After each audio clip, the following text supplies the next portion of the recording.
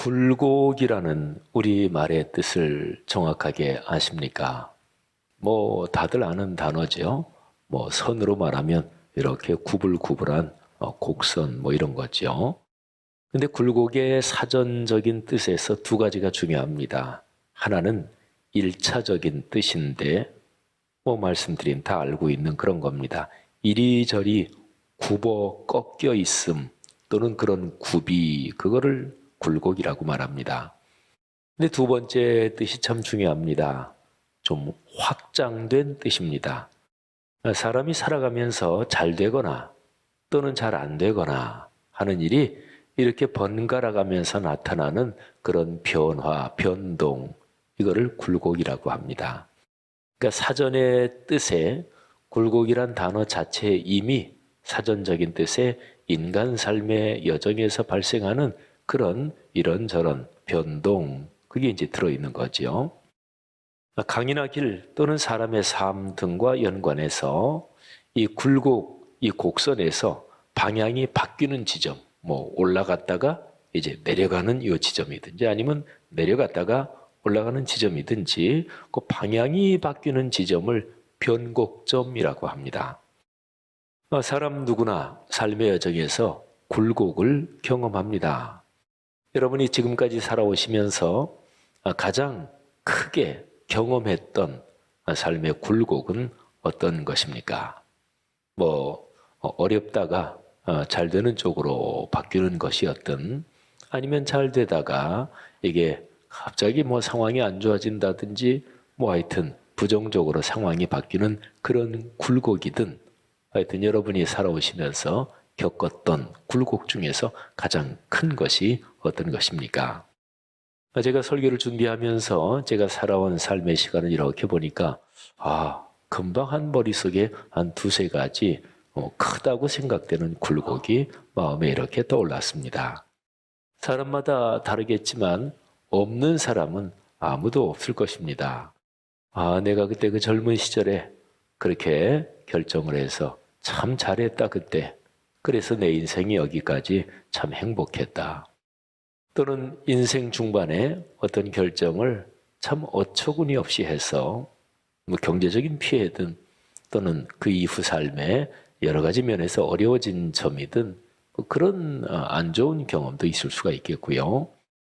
또 어린아이들에게도 그런 건 있을 수 있죠. 초중고등학교 시절에 아버님이든 어머님이든 부모님이 일찍 돌아가셔서 그래서 어린 마음에 그게 상당히 커다란 마음의 충격과 또 마음에 깊이 남는 그런 굴곡도 있을 수 있습니다. 아무튼 여러분이 살아오시면서 겪었던 굴곡을 한번 떠올려 보시면서 성경에 나오는 인물 한 사람을 먼저 말씀드리려고 합니다. 성경에 나오는 인물 중에서 모세는 그 인생 여정의 굴곡이 아주 극적인 드라마틱한 그런 사람 중 하나입니다. 이 사람은 태어날 때부터 그랬습니다. 모세의 어머니가 갈대 상자에 어린 아기 모세를 넣어서 강에 띄워보내는 그 장면. 그 당시 애굽의 왕 파라오가 히브리인들의 모든 남자아이는 죽여라 이렇게 명령을 해서 태어나서 조금은 키웠겠죠. 근데 더 이상 숨겨 키울 수가 없어서 갈대 상자에 아들을 넣어가지고 띄워보내잖아요. 아마 그 장면은 성경 전체에서 가장 극적인 몇 장면 중에 하나일 것입니다. 모세의 삶은 120년이었고 그리고 세 덩어리로 구분됩니다. 40년씩. 근데 모세의 생애, 우리 예수 믿는 사람들 다들 알고 있는 건데 모세의 생애를 그렇게 세 덩어리로 구분하는 이 성경의 근거는 사실은 구약 성경에는 명확하게 나오진 않고요. 신약 성경에서 스데반 집사님이 설교하는 내용에서 그 근거가 아주 명확하게 나옵니다. 사도행전 7장 23, 30, 36절 세 절을 한번 들어보세요. 나이가 40이 되매 그 형제 이스라엘 자손을 돌볼 생각이 나더니 모세가 40살이 됐을 때 내가 민족을 위해서 일해야 되겠다 이런 생각이 들었다는 얘기죠. 근데 그러다가 애굽 사람을 쳐 죽이고 그게 발각이 돼서 광야로 도망가잖아요. 광야에서 40년을 짐승을 치면서 지냅니다. 그래서 30절에 40년이 참에 천사가 시내산 광야 가시나무 떨기 불꽃 가운데서 그에게 보이거늘, 그러니까 80살이 됐을 때 하나님이 모세를 부르시는 거죠. 그리고 마지막으로 이 사람이 백성을 인도하여 나오게 하고 애굽과 홍해와 광야에서 40년간 기사와 표적을 행하였느니라. 그러니까 생의 마지막 또 다른 40년, 그러니까 120살 세상을 떠날 때까지 이스라엘 민족을 이끌었다 하는 거죠. 모세는 태어나서 처음 40년을 애굽의 왕실에서 왕족 반열에서 자랍니다. 세상적인 시각으로 보면 최상의, 그야말로 최고의 삶이었겠죠. 그런데 그 다음 40년은 미디안 광야에서 양을, 짐승들을 치면서 삽니다. 그러니까 일반적인 시각으로 보면 이 처음 40년 그리고 그 다음 40년은 완전히 정반대죠. 그리고 마지막 40년 동안은 하나님의 손에 붙잡혀 쓰임을 받습니다. 모세의 생애에서 태어나서부터 두 번의 40년, 그러니까 80년의 시간은 마지막 40년을 위한 준비와 훈련 기간이었습니다. 여러분 그런 거 있지요? 아마 여러분들도 계실 거예요. 예를 들면 내가 그때 계속 그렇게 어려웠는데 그런데 나중에 언제 보니까 하나님이 지금을 위해서 나를 그렇게 준비시킨 것이구나. 그런 깨달음이 들 때가 있잖아요. 또는 좋은 일이든 내가 그때 한참 잘 나가고 또 그때 상당히 경제적으로 돈을 벌었는데 그런데 바로 지금 내가 이 좋은 일을 감당하라고 하나님이 나를 그렇게 축복하셨구나. 걸어오시는 인생 여정에서 남보다 더 많은 지식을 얻으셨다든지 남보다 특별한 달란트, 어떤 전문 직종에서 걸어오셨든지 근데 그게 하나님께서 예비하신 준비와 훈련 기간일 수 있는 거죠. 자, 모세가 40세가 됐을 때 인생 여정에 큰 굴곡이 발생합니다. 그리고 그 굴곡에 담겨있는 변곡점, 거기에 깊은 의미가 있습니다. 자, 출애굽기 2장 10절부터 12절 말씀을 한번 들어보시면 요 구절 안에 모세의 인생에서 아주 중요한 변곡점, 그 굴곡이 거기 있습니다. 그 아기가 자라매 바로의 딸에게로 데려가니 그가 그의 아들이 되니라. 그가 그의 이름을 모세라 하여 이르되 이는 내가 그를 물에서 건져내었음이라 하였더라. 11절로 넘어갑니다. 모세가 장성한 후에, 제가 11절에서 모세가 장성한 후에 그 다음에 11절이 계속 이어지는데 제가 일부러 줄을 바꿨어요. 그러니까 11절 처음에 있는 세 단어 모세가 장성한 후에, 요 표현이 아주 중요합니다. 이 표현을 머리에 담아 두십시오. 모세가 장성한 후에 한 번은 자기 형제들에게 나가서 그들이 고되게 노동하는 것을 보더니 어떤 애굽 사람이 한 히브리 사람 곧 자기 형제를 치는 것을 보니라. 좌우를 살펴 사람이 없음을 보고 그 애굽 사람을 쳐 죽여 모래 속에 감추니라. 아멘. 여러분 읽어드린 이 세 구절에서 모세가 장성한 후에 요 표현을 중심으로 앞의 내용과 또 뒤의 내용을 한번 보십시오. 자, 앞의 내용은 성경을 쭉 한번 그 2장을 읽어보면 강에서 건져낸 모세를 모세의 친어머니가 유모로서 길렀습니다. 그리고 어느 정도 자란 후에 애굽 왕궁으로 데려가서 그래서 애굽의 어느 공주의 아들로서 자란다. 이게 앞의 내용입니다. 앞의 내용은 어떤 거지요? 인생이 잘 되는 거지요. 찬란하고 강력한 제국 애굽의 왕자들 반열에서 자랐으니까 모세의 생애는 아주 축복스러운 상승세를 타고 있습니다. 이게 바로 모세가 장성한 후에 이 표현 앞부분입니다. 그러니까 선으로 해보면 계속해서 올라가는 거죠. 그런데 뒤에는 어떤 내용이 나오나요? 애굽 사람 하나를 쳐 죽였습니다. 근데 이게 발각이 됩니다. 그래서 체포될 그런 위험에서 모세가 미디안 광야로 도망칩니다. 자, 그러면 보세요. 모세가 장성한 후에 이 세 어절로 구성된 이 짤막한 표현을 중심으로 앞부분은 한참 모세 인생이 상승하다가 그 다음에 갑자기 확 하락합니다. 고대 근동에서 애굽 제국은 굉장히 강력한 제국이었고 그리고 여러 가지가 아주 찬란한 그런 나라였습니다. 거기서 왕자의 반열에서 자랐습니다.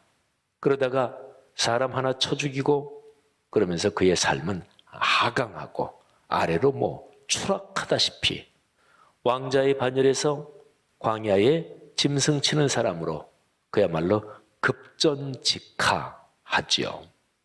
자, 그러면요, 한참 올라가다가 꽉 떨어지는데 이 곡선이 꺾이는 그 변곡점이 어디에 있는 것일까요? 제가 아까 말씀드린 모세가 장성한 후에 이 짧은 표현에 꺾이는 변곡점이 들어 있습니다. 여러분, 이 짧은 표현 안에는 40년이 담겨 있습니다. 그러니까 이제 애굽의 공주의 아들로 40년을 쭉 자랐다. 그 다음에 이제 바로 살인사건 때문에 이제 도망갔다 그잖아요. 그러니까 모세가 장성한 후에 이 짤막한 표현에 모세가 애굽의 왕궁에서 자란 40년이 다 들어있는 거예요. 성경은 그런 표현이 많아요. 이게 성경이 기록된 문학적 특징 중에 하나입니다. 예를 들자면 하나님이 아브라함한테 내 아들 독자 이삭을 나에게 번제로 바쳐라. 창세기 22장 2절. 그리고 3절에는 바로 아브라함이 아침에 일찍 일어나서 아들 이삭을 데리고 그 번제로 바칠 장소로 떠난다 이렇게 되어 있습니다. 아니 이렇게 간단하게 그게 서술될 수 있는 것인가요? 사람이 자기 아들을 죽여서 제물로 바칠 참인데 성경은 그런 표현이 많아요. 그때 사연이 얼마나 많이 담겨 있을까? 얼마나 고민스러웠을까? 아이고 참 그때 진짜 얼마나 많은 사람들이 그것 때문에 고민을 하고 또는 헌신을 하고 그랬을까? 이런 상황인데 성경은 아주 몇 단어로 처리하고 넘어갑니다. 그래서 성경 말씀을 묵상할 때 거룩한 상상력이 필요합니다. 일반 독서법으로는 행간 읽기인 거죠.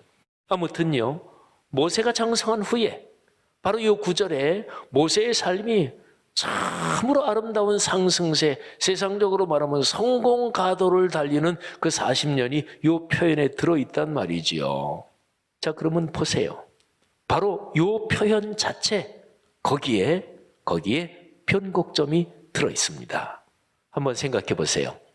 모세가 상승세를 타던 그때에 거기에 밑으로 꺾일 수 있는 무서운 변곡점이 들어있는 거예요. 그걸 제가 한번 표현을 해볼 텐데 저는 모세의 경우를 한번 분석하면서 표현을 해보겠는데 근데 여러분은 한번 여러분 자신의 삶에 이렇게 대입을 한번 시켜보십시오.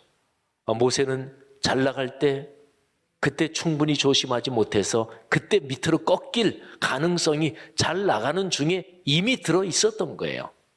여러분의 삶은 그런 데가 없었습니까? 아니면 요즘 여러분의 삶이 잘 되고 계십니까? 그런데 그때 거기에 밑으로 추락할 가능성이 이미 숨겨져 있을 수 있습니다. 자, 모세의 경우 한번 제가 설명해 볼게요. 하나님의 백성을 위해 드디어 일어서려면 깊이 기도하며 하나님의 뜻을 기다려야 했는데 모세는 그러지 못했습니다. 자신의 삶이 엄청난 성공으로 대단한 상승세를 그리던 그 상황이 모세의 시야를 가렸습니다. 자신의 능력을 과신하고 급하게 일을 저질렀습니다. 일에, 삶에서 어떤 게 중요하고 어떤 게 중요하지 않고 일의 경중을 가리지 못했습니다. 성공의 상승세에서 교만이 발생했습니다. 이게 요점입니다. 바로 거기 그 교만, 이게 점점 모세의 삶, 모세의 마음에서 교만이 점점 자라고 있었는데 바로 그 교만의 하강으로 꺾이는 변곡점이 도사리고 있었습니다. 여러분, 교만은 모든 죄의 뿌리입니다. 교만이 패망의 선봉이요 거만한 마음은 넘어짐의 앞잡이라는 잠언 16장 18절 말씀을 꼭 기억해야 합니다. 자, 성도 여러분, 저는 지난 주일에 설교에서 사도행전 5장의 마지막 부분에서 6장 1절 반 잘라서 앞부분 거기까지로 넘어가는 내용에서 상승 변곡점을 살펴봤습니다. 그 어떤 상황이 밑으로 추락하다가 상승으로 위로 쭉 올라가는 그런 변곡점을 제가 살펴봤습니다. 사두개인 그리고 바리새인들로 구성되는 종교 권력자들이 사도들 예루살렘 교회를 핍박합니다. 그래서 베드로를 비롯한 사도들을 체포하고 신문하고 무섭게 채찍질합니다. 그러면 이게 안 되는 상황이잖아요. 힘들어지는 상황이잖아요. 그게 사도행전 5장 40절까지의 상황입니다. 그런데 한 절을 건너뛰고 42절과 6장 1절 전반부를 보면 그런 상황에서 날마다 집에 있든지 성전에 있든지 말씀을 가르치고 말씀을 전하고 그러면서 예루살렘 교회가 위로 쫙 올라갑니다. 아니, 상황이 어려운데 어떻게 그렇게 갑자기 올라갈 수 있을까요? 그 변곡점이 어디 있을까요? 그게 바로 41절입니다. 사도들은 그 이름을 위하여 능욕받는 일에 합당한 자로 여기심을 기뻐하면서 공의 앞을 떠나니라. 아멘. 여러분 생각해 보세요. 예수 그리스도의 이름이 예루살렘의 신앙인들에게는 목숨보다 소중하고 귀했습니다. 그 이름 때문에 고난을 당하는 것이 그들에게는 영광이요 기쁨이었습니다. 그들은 말씀을 심장으로 끌어안았습니다. 말씀을 전하고 가르치는 말씀의 사역이 그들의 삶에서 가장 중요했습니다. 예수는 그리스도시다. 예수가 구세주이시다. 예수가 희망이다. 이 말씀을 신뢰하는 그 믿음, 고난도 막지 못하는 말씀의 약속을 향한 열망, 일상과 인격에서 하나님의 임재와 현저를 체험하게 하는 생명의 말씀, 그 안에 현실의 어려움을 넉넉하게 넘어서게 하는 상승 변곡점이 거기에 선물처럼 담겨 있었던 것이지요. 자, 여러분, 그런데 이런 예루살렘 교회에 문제가 생깁니다. 예루살렘 교회에서 헬라파, 히브리파 사이에 갈등이 생기고 그리고 원망이 생깁니다. 어떤 인간 집단이든 내부적으로 패가 갈라지고 편가르고 그래서 갈등이 생기는 게 제일 힘든 거예요. 예루살렘 교회에서 생활이 어려운 과부들을 구제했는데 교회에서 다수를 차지하고 있는 히브리파 사람들이 주로 팔이 안으로 굽는다고 자기 히브리파 과부들에게 주로 구제금을 많이 배분했고 소수인 헬라파 과부들은 구제 명단에서 탈락시켰습니다. 헬라파, 히브리파 다 유대인입니다. 그런데 히브리파는 이스라엘 본토에서 태어나고 자란 유대인, 그리고 헬라파는 당시 로마 제국이 광대한 지역을 다스리고 있었는데 아프리카 또는 저 소아시아, 그러니까 예루살렘, 이스라엘 본토 바깥에서 태어나고 자란 유대인들을 헬라파라고 했습니다. 자, 여러분, 이런 내부 갈등 때문에 교회 안에 원망이 발생합니다. 이게 6장 1절 후반부의 내용입니다. 그러니까 예루살렘 교회 사역이 강하게 박해에도 불구하고 상승하다가 그런데 갑자기 이게 원망이 발생하고 안에서 인간관계가 깨지고 하면서 이게 하강하는 하강 변곡점이 발생하는 거죠. 자, 한번 그 상황을 보세요. 성전에 있든지 집에 있든지 날마다 예수가 그리스도라고 가르치고 그러면서 예루살렘 교회는 위로 확 올라갑니다. 이게 6장 1절 앞부분까지의 내용입니다. 그런데 6장 1절 뒷부분에 보면 저쪽에 내려가는 곡선에서 편가르기, 차별. 저 사람 나랑 친해. 저 사람에게 내가 옛날에 신세를 졌어. 그래서 공적인 일을 사적인 인간관계하고 얽히게 해가지고 부당하게 처리한 거예요. 그래서 원망이 발생합니다. 자, 그러면 올라가다가 밑으로 내려가는 꺾이는 그 변곡점, 그건 어딜까요? 바로 6장 1절 A 전반부. 그게 내용이 뭐예요? 그때의 제자가 더 많아졌는데, 자, 그런데 보세요. 그때의 제자가 더 많아졌는데 이거는 상승하는 그런 상황을 묘사한 거잖아요. 상승하는 그런 축복을 얘기한 거잖아요. 그런데 잘 되고 있는데 상승하고 있을 때 그때의 교만이 또는 원망이 또는 편가르기가 이게 스물스물 조금 자라고 있었다는 거예요. 제자가 그 성도가 많아졌다는 것은 좋은 일이죠. 감사한 일이죠. 교회 사역이 강력하게 상승세를 타고 있었습니다. 그런데 상승하는 바로 그 자체 상황 속에 상승세가 하락세로 꺾이는 하강 변곡점이 숨어 있었습니다. 도적처럼. 마치 뱀이 또아리를 틀고 있는 것처럼. 사랑하신 여러분, 잘 되면서 교만해지거나 교만해져서 중요한 점을 놓칩니다. 잘 될 때 조심해야 합니다. 가장 소중한 가치는 내외 간 서로에 대한 신뢰, 존경, 사랑, 그리고 가족, 또 나랑 같이 교회 생활하고 내 같은 직장 동료들 소중하잖아요. 그리고 그리스도인이 건강하게 생활할 때는 주변에 나랑 아무 연고 없어도 어려운 사람이면 그 사람들 도와야지. 그러니까 우리 주변에 사는 하여튼 어렵고 힘든 사람은 우리에게 소중한 존재들입니다. 우리가 건강하게 상식적으로 그런 생각은 다 하잖아요. 예수를 믿든 안 믿는 사람이라도 주변에 참 딱한 사람이 있는데 아유 그 사람은 어디 모금하네 돈 10,000원 도와야지.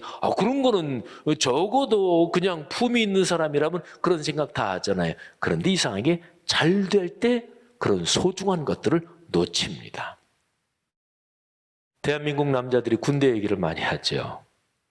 군대 의무 복무를 하는 사병의 군 생활에 대해서 뭐 여성분들도 많이 들어보셨을 거예요. 남성들은 다 알죠. 아주 유명한 표현이 있습니다. 사병으로 군 생활하면 이제 병장 달고 말년이 돼서 제대하잖아요. 근데 병장 말년이 되면 매사에 조심해야 됩니다. 그러니까 병장 말년 되니까 얼마나 신나요. 조금 있으면 이제 드디어 지긋지긋한 군대 제대하고 나가니까. 그런데 그때는 매사에 조심해야 되는데 낙엽 밟는 것도 조심해야 된다. 그런 말이 있어요. 제가 군 생활할 때는 군대 복무가 33개월이었습니다. 뭐 지금은 뭐 20개월 조금 넘죠. 근데 그때 당시에는 대학교 3학년 이상을 다니다가 군대 간 사람은 33개월에서 6개월을 빼줍니다. 그러니까 대학에서 군사훈련 학도 호국단이 그때 다 있던 그때 군사 독재 정권 시절이었으니까 그러니까 1년 학도 호국단 훈련을 받은 거 말하자면 학교에서 뭐 군사 훈련 받은 것 때문에 2개월씩 빼주는 거죠. 그러니까 저는 27개월 군 생활했어요. 그리고 27개월에서도 그때 당시에 군 복무 기간이 조금씩 점차적으로 줄고 있었습니다. 그래서 저는 26개월하고 보름 정도 군 생활을 했습니다. 근데 제가 있는 내무반에 저보다 훨씬 고참인 병장이 있었습니다.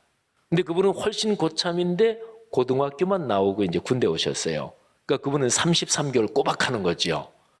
그래서 제가 이제 제대할 때가 됐는데 제대하면 그 내무반에서 제대하는 사람들 또 전체 내무반원들이 다 모여가지고 회식을 합니다. 그러면 뭐 술도 이렇게 마시고. 근데 저보다 한참 고참인 그 병장보다 제가 이제 먼저 제대하는 거예요. 그 회식하는 날. 뭐 처음에는 괜찮은데 술이 쭉 돌아가고 그러니까 그 고참 병장이 저는 지금도 그게 참 기억이 납니다. 아주 내무반에서 술이 이만큼 취해가지고 바닥을 치면서 통곡을 하면서 우는 거예요. 통곡을. 그러면서 욕을 해대면서 지영은 이 새끼 네가 나보다 먼저 제대할 수 있느냐.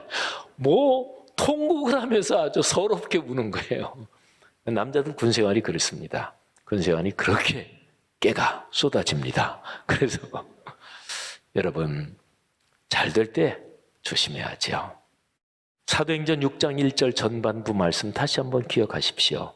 그때에 제자가 더 많아졌는데 잘 될 때잖아요. 그런데 그 잘 될 때 교만이 또는 방심이 또는 편가르기가 이게 속에서 자꾸 자라고 있었던 거지요.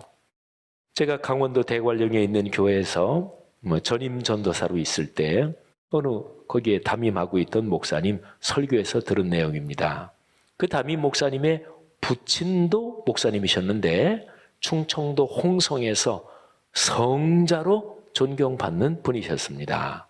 세상 떠나신 지 한참 됐죠. 그런데 그 부친 목사님이 목회하시던 때 그 교회에 집사님 한 분이 있었습니다. 그분은 경제적으로 어려웠습니다.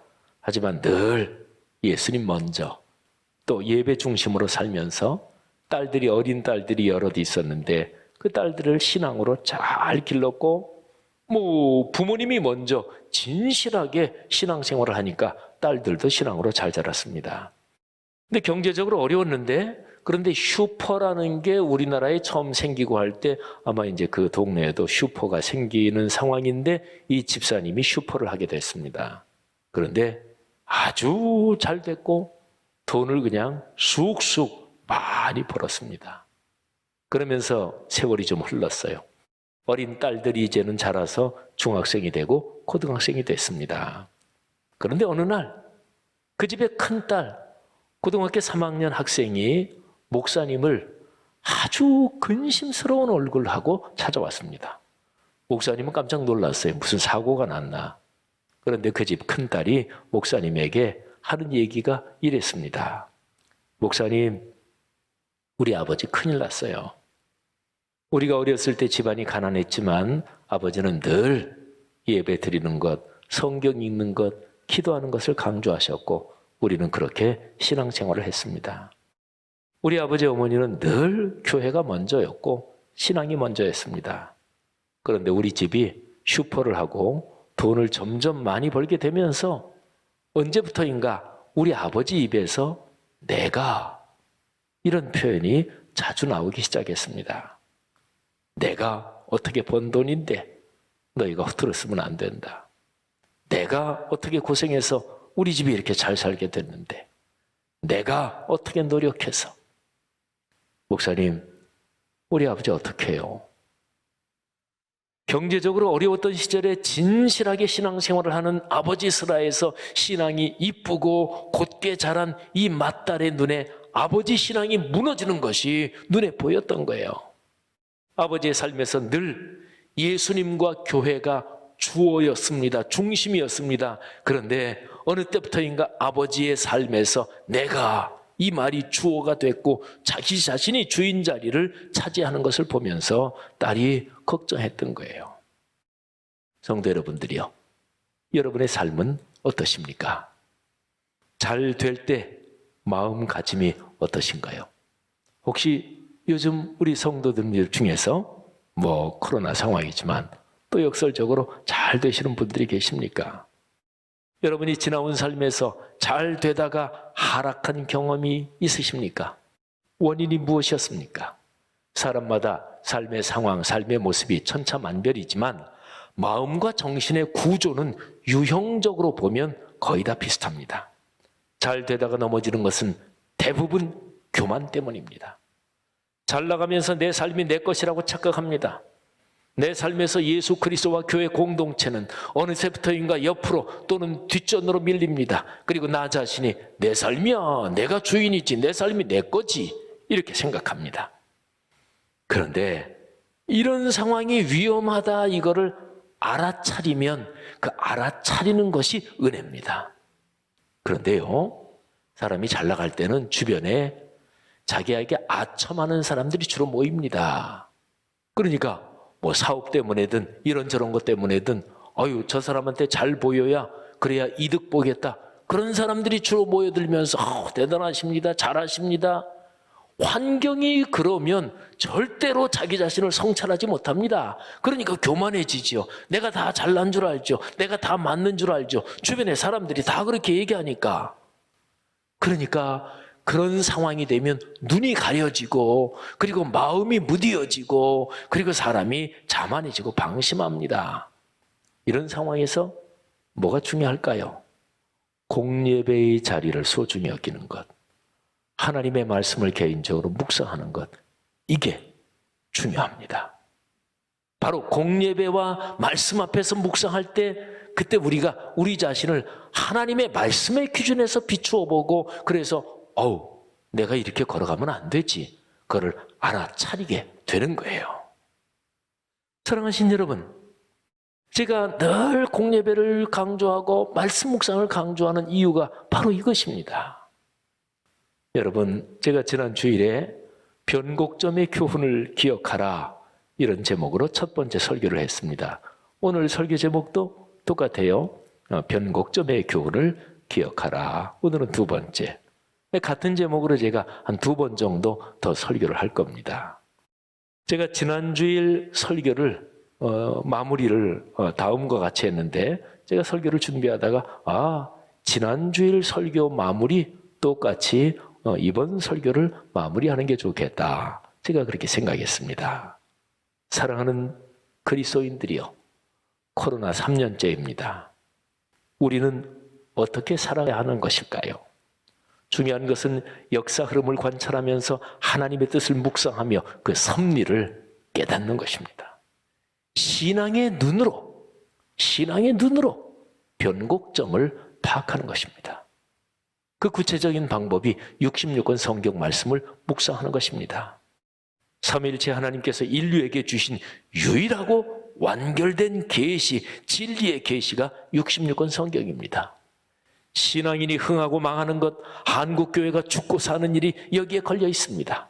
말씀을 깨달아 순종, 순명하면서 믿음으로 사는 사람은 하나님의 힘과 복을 경험합니다. 여러분이 그 주인공으로 사시기를 축복합니다. 우리 교회와 한국교회에 바로 이런 축복의 중심에서 걸어가는 그 복이 강물처럼 흐르기를 주의 이름으로 축원합니다.